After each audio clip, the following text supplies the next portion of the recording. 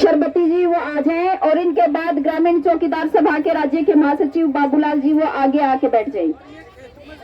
भी आई हुई है कि जो भी यहाँ पे साथी पहुंचे हुए हैं एक बार वो वक्ताओं की लिस्ट में अपना नाम जरूर लिखवा दें और मजदूर यूनियन के स्वागत कर दो वैसे बैठ। हाँ जी, खेत मजदूर यूनियन के जो यहाँ पे जत्था पहुंचा हुआ है उनका हम तहे दिल से यहाँ पे स्वागत करते हैं और सभी साथियों का बहुत बहुत धन्यवाद। शरबती आपका नाम हाँ लिखा दिया, मैंने भेजा था वो। कोई बात मान और सम्मान के योग पहुंचे मेरे भाई और मेरी बहनों। साथियों, आज किसानों के समर्थन में पूरे देश में आज महापड़ाव राजधानियों के ऊपर हो रहे हैं और जिसमें हमारी मिड डे मील वर्कर भी बढ़ चढ़कर भाग ले रही हैं, क्योंकि सरकार जो आज किसानों के साथ कर रही है वो अपने हर वर्ग के साथ ऐसा ही सरकार करेगी। साथियों, हमें कहीं भी एक भी वर्ग को अकेला नहीं छोड़ना, सभी को एकजुट होकर हमें लड़ना होगा।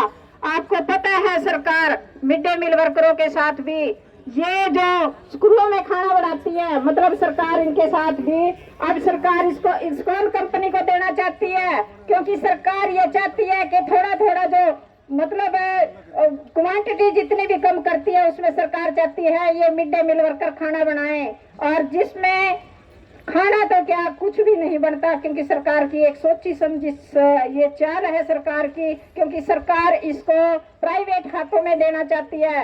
आपको पता भी होगा कि सरकार हर विभाग को ठेके पर ही देना चाहती है, क्योंकि जब ठेका रहेगा तो सरकार सरकारी नौकरियां कहां से निकालेगी, क्योंकि हम सभी तो आज थोड़े थोड़े पैसों में काम कर रहे हैं, लेकिन हमारे बच्चे बीएससी बीएड एम कॉम वगैरह करके डिग्रियां ले लेके हमारे सभी बच्चे मतलब ऐसे बेरोजगार घूम रहे हैं।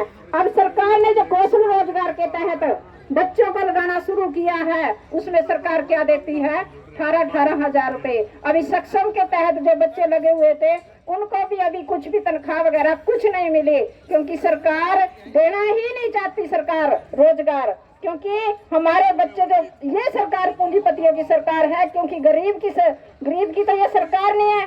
जब हमारे बच्चे पढ़ लिख के कहीं भी फार्म भरते हैं तो सरकार उनको ये कहती है कि आपके तो लिस्ट में मतलब नंबर कम होने के कारण, पहली तो बात बच्चों का नंबर नहीं पड़ता, अगर नंबर पड़ता है तो काफी कमियां निकाल के हमारे बच्चों को बाहर निकाल दिया जाता है। क्योंकि अब ये सभी सरकार ने जो गांव में जन संवाद करके सरकार दोबारा फिर 10 साल के बाद सत्ता में आना चाहती है और राज करना चाहती है।